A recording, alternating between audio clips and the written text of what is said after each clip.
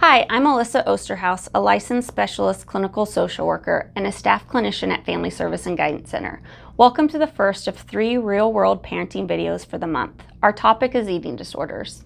You might be wondering, why are we talking about eating disorders since Family Service and Guidance Center works with children and adolescents? We've actually noticed a very high increase in eating disorders showing up as early as elementary age students. And eating disorders are serious but treatable mental and physical illnesses that affect all people. Those that are affected experience disturbances in emotions, thoughts, behaviors, and actually the eating disorders have the highest mortality rate in all psychiatric illnesses. So I'm going to talk about 3 different eating disorders. The first one, anorexia nervosa, or what we call anorexia. Anorexia is the restriction of intake that leads to a significantly low body weight, and that's for that person's age, shape, sex, and development. And they have an intense fear of gaining weight and becoming fat. They also have a very distorted body image, so how they see themselves, others see very differently. It's also very common for those with anorexia to use other behaviors such as compulsive exercising, purging, whether that's through vomiting or laxative use, and even binge eating. It's important to note that even if someone's weight is not significantly low, they still could be struggling with anorexia and actually are often the ones that go unnoticed because of this. The next one I wanted to go over is bulimia nervosa, or what we call bulimia. 2 parts to bulimia. The first one is recurrent episodes of binge eating.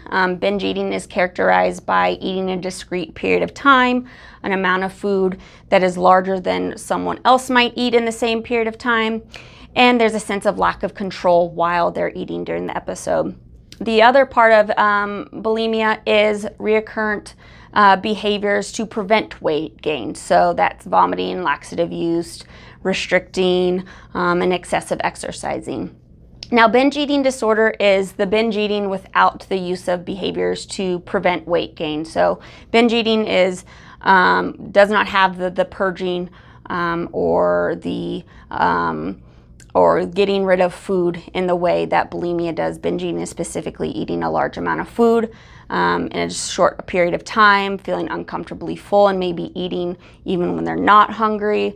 It leads to embarrassment, which they may eat alone, and they often feel disgusted after a binge happens. So next I want to talk a little bit about disordered eating. And disordered eating is an unhealthy mindset on maybe food or body or behaviors.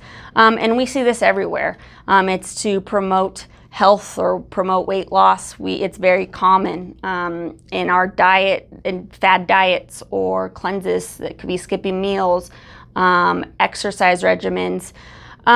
So you may be asking, so what's the tipping point? How does it go from disordered eating to eating disorders?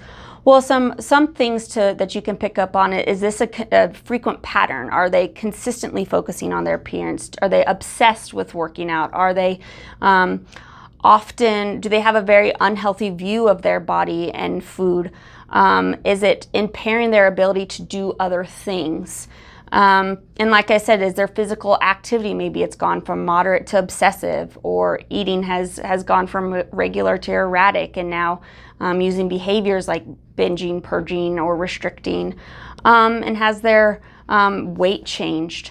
How much are they preoccupied with their food and body? So next week, we will focus on warning signs and symptoms as well as risk factors.